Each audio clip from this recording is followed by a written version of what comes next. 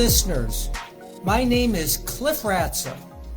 I'm the author of 2 ongoing series of novels, the Lightning Brain series and its sequel, the Keeper series. And in addition to being an author and a writing coach, I teach at universities and have a consulting business. If you would like to learn more about me, my books, or my writing coach activities, or make comments or suggestions, please contact us via the lightningbrainseries.com. This video is titled, Why Gender Matters. And I think all listeners will find my talk interesting.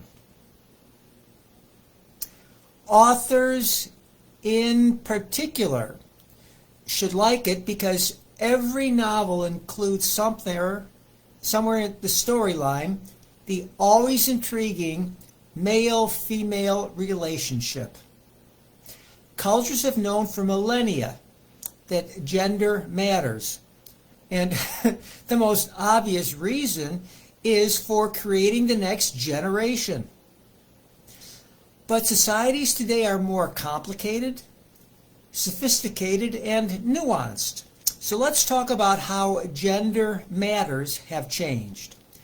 And I will preface the discussion by summarizing what today is considered the classic self-help men and women relationship book. Men are from Mars, women are from Venus. That book was written by John Gray in the early 1980s. Its findings aren't supported by data or statistical analysis, because back then, books like this one didn't need that level of analysis. Its conclusions should be pretty obvious to you listeners. Here's a rundown.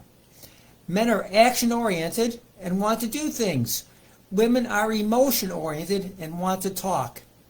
Men want to compete. Women want to cooperate. Men want to be needed because they are competent. And women want to feel cared for and loved because they give so much. Men are like a pulled spring. They oscillate back and forth, from distance to closeness. Women are like wells of emotion. They rise and fall, up and down. Men expect talk to lead to yes or no. Women want talk to lead to more talk. Men aren't very empathetic, but women are. Men want excitement from sex. Women want love and warm feelings. The author wrote a string of sequels, such as Mars and Venus in the bedroom and Mars and Venus on a date. But for the most part, they simply repackage the points I've just covered. You can read many more detailed summaries on the web or watch YouTube videos. And if you do, you might enjoy doing so with your significant others. Now let's turn to what's happening today. Females fill more than half the seats in universities and occupy more than half of managerial positions. Human resource experts say that it's only a matter of time until women fill half the CEO positions. How long? That answer is still unknown, but that day is coming. A special section titled Women in the Workplace came out in a recent Wall Street Journal newspaper. It presented the detailed findings of a comprehensive McKinsey and Lean study that concluded career-oriented women are becoming restless and burned out. They want to rethink what a successful career is, one that makes time for children, a home life, and a significant other relationship. Realizing how talented women are, smart companies are updating benefits to include daycare, work at home, and extended leave for men and women after the birth of a child. More changes are on the way as the workplace comes to grips with the new normal after COVID-19. And the same Wall Street Journal issue reviewed a just published book by Stacy Smith titled Machiavelli for Women.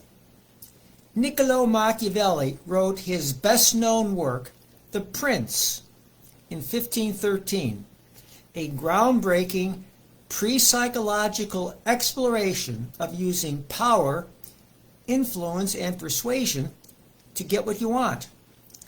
Stacy Smith takes Machiavelli's rules and cleverly adjusts them to work for women. Here are some examples. When a woman manager makes a demand, make it for the entire team. And women should tone down aggressiveness using gentler words and smiles. Well, there are reviews available online. Read them for more info, because now I want to go over a highly regarded series of books written by psychologist John Sachs. And I'll start with the one that sets the stage for the other three. Its title is The Collapse of Parenting, and is based on years of counseling parents regarding their troubles raising children. So here's a question. What is the primary role of a parent? It's been unchanged from prehistoric times. It is to train the next generation for survival and breeding. Children learned by watching adults. And as civilization emerged and then became more complex, parenting became more civilized. But children had to obey parents and do what they were told. And not until early last century did some countries become wealthy enough to consider a softer approach to parenting. And parenting practices have become a revolution that has led to the collapse of parenting. Here's what our author, Lawrence Sachs, says. The purpose of parenting is to turn a boy into a gentleman and a girl into a lady. Societies have known for a long time that boys pose a big problem. Most trouble in any society is caused by young males who tend to behave badly. The famous anthropologist, Margaret Mead, her earliest and most famous books are Coming of Age in Samoa, that was published in 1928, and Male and Female, which came out the following year. And those books said pretty much the same. But parents no longer take charge to guide their kids. Instead, they follow social norms that today stress gender-neutral parenting and kid-zone decision-making, which is a symptom of our questioning authority and government. If you were to ask parents what are the gender-neutral virtues children should be taught, it would probably include scholarship, integrity, civility, tolerance, altruism, sportsmanship, responsibility, and self-discipline. And most would agree that self-discipline is the most important. They would also say that girls are easier to teach than boys. Family values aren't emphasized as they were 50 years ago. Dinnertime conversations are infrequent because parents and children have schedules that are too busy. If you compare today's TV family shows to those of yesteryear, you'll see that today's shows make parents, and especially dads, look stupid, and the kids pretty self-sufficient without parental meddling. Compare The Simpsons to Ozzie and Harriet, and you can see that for yourself. Family interaction has been replaced by social media. And at schools, kids have been pushed to expect to be respected and to have more freedom to do what they want, whenever they want.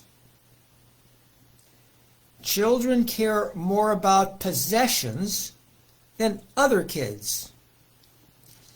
And parents put their kids on such a busily productive schedule, no one has time to reflect, relax, or just play. Chinese parents are now hiring coaches to teach their kids how to jump rope. And guess what kids want to do most in their free time? Sleep. Sachs concludes that parenting is an art, not a science. And for you listeners who have children, I would imagine that you might agree. And if you've attended school meetings, you can probably add to the list of problems. And that brings us to Sachs's next book, Boys Adrift: The 5 Factors Driving the Growing Epidemic of Unmotivated Boys and Underachieving Men. It's quite a title, and the author supports his conclusions with extensive surveys, neuroscientific principles, and statistical testing. Here's what he says. Schools force young children to be too serious too quickly. And he'll show in another book that boys' brains develop slower than girls' brains. As a result, boys don't like school because they don't do well. Boys don't like to sit still when young. They fidget. As a result, they are often diagnosed as having ADHD or ADD disorders and are prescribed medications that they really don't need because they'll outgrow the symptoms. Parents need to teach boys the value of self-control. Boys love to do things, and today, video games command the top spot. But video games are an escape from reality and teach them that violence is good. They are rewarded instantly if they win. Video games become an addiction, especially when boys pal around with other video gamers. And another factor driving the epidemic is chemical pollution caused by additives leaching out of plastic bottles. The author mentions BPA, phthalates, PETE, BGH that might retard puberty onset in boys. The author presents research findings, but I can't judge their validity. However, there may be something to it. And the final factor is a missing male role model. Census data show that 25% of children in America grow up in a single-parent household, and they are overwhelmingly headed by the mother. So if you have a son, you can judge whether Sachs's conclusions are accurate. Sachs's next book flips the pages to girls. Its title is Girls on the Edge: The 4 Factors Driving the New Crisis for Girls. Sexual identity, the cyber bubble, obsessions, environmental toxins. Once again, the author supports his conclusions with extensive surveys, neuroscientific principles, and statistical testing. And here's what he says. Sexuality means that the differences between male and female genders are acknowledged, and that is good. But sexual identity, if it means advertising or flaunting sexual charms, is bad. Current culture promotes heightened sexuality. Parents should know about the content and activities found in the cyber bubble. Among them are Facebook, cell phones, texting, and sexting, as well as cyberbullying. Adolescent girls are susceptible to emotional spillover. adolescent girls' emotions lead to obsessing about brains, beauty, and perfect bodies. And most get depressed when viewing the perfect pictures and snippets posted on social media by the in crowd. And the environmental toxins, that concern is the same as for adolescent boys, but for girls, the additives might accelerate the onset of puberty. The sum of all these factors equals a crisis for adolescent girls. And now we'll look at his seminal book that builds the foundation for the others. It is Why Gender Matters. Sachs uses clinical surveys as well as neuroscience studies to support his findings and conclusions. Among them are the following. Girls' brains mature faster than those of boys. The male brain is not fully developed until about 30, nearly 10 years later than the female brain. It's no wonder young boys struggle in grade school, whereas girls breeze along. And girls have sharper eyes, ears, and noses. Girls see more details and color, whereas boys are more attuned to motion. And girls can hear the teacher's voice better than boys can. Psychological studies also show that girls are more risk-averse and less aggressive than boys. And as a side note, the differences shrink throughout adulthood. Today, the better school systems take these differences into consideration and structure some learning environments and activities tailored for boys and some for girls.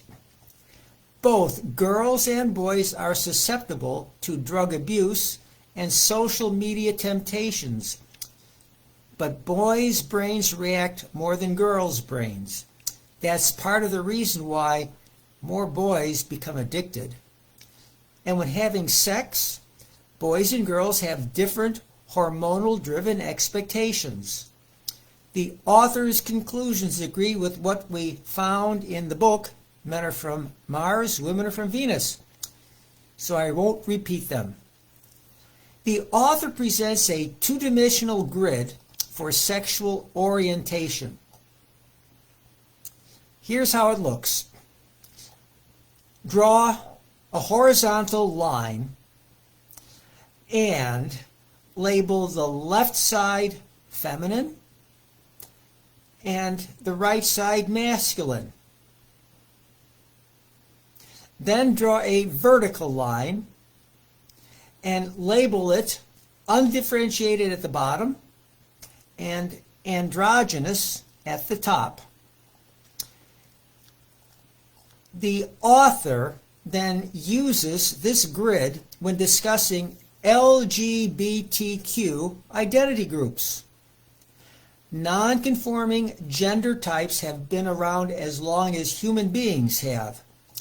The author's only caution is to tread carefully when considering transgender operations. The author claims that the people provoking the current war on male and female ignore the actual gender differences that neuroscience has demonstrated. And he also claims that gender is not a social construct. Most of the people pushing a far-out agenda are also pushing their ideology and beliefs. We must remember that although there are cultural norms for what is a gentleman or what is a lady, we have to keep whatever we construct within the bounds of what biology and hormones allow. And we must appreciate what the stay-at-home dad or the Navy SEAL female contributes. Like all his books, the author's last chapter offers solutions to the problems. So there is hope for a non-gender neutral future that he predicts will have colors besides pink, and blue. There's been a lot of recent news coverage regarding congressional investigations into big tech's abuse of power and how it manipulates children. Roger McNamee's book, Zooked, reports the harm Facebook might be doing to adolescents. You can Google for a summary if you wish. And I'll end this video by mentioning two books illustrating the past attitudes towards gender. The first is The Secret of Life by Howard Markle, and it just came out. It reveals that Watson and Crick's discovery of DNA's genetic code relied on the DNA X-ray crystallography done by Rosalind Frankel, who would have discovered the secret of life regardless of Watson and Crick's scooping her. She should have shared in their Nobel Prize, but the Academy of Sciences and its august allied committees 100 or so years ago were gray-haired, old white men's clubs. The second book is by George Eliot, a 19th century Victorian author, and it illustrates on several levels why gender matters. George Eliot is actually the pen name of Mary Ann Evans, who was born in 1819 to a well-respected family and given a privileged education. But she could not put it to use upon graduation because women of her station back then were not supposed to work or even write books. But over time, she positioned herself to do both. And she published under a man's name so her work would be respected. And her books gained so much acclaim that she could eventually use her actual name. Her masterpiece is Middlemarch, which chronicles middle-class Victorian life. But the book I wish to highlight is her last, Daniel Deronda, published in 1877, just 3 years before her death. The novel traces the troubled life of a young lady, Gwendolyn Harleth, who suffers an unfulfilled life because, as a woman, she cannot take steps necessary to help her family recover from financial ruin. It also intertwines her tale with that of Daniel Deronda, who struggles to resolve his conflict between Judaism and Christianity at a time when the idea of a Jewish homeland was just beginning to emerge. There is much, much more to the storyline, but now you know that gender and religious identity are major topics explored. So there you have it. Some very good reasons why, especially today, gender matters. I hope you found my podcast interesting, and I thank you for listening. Bye-bye.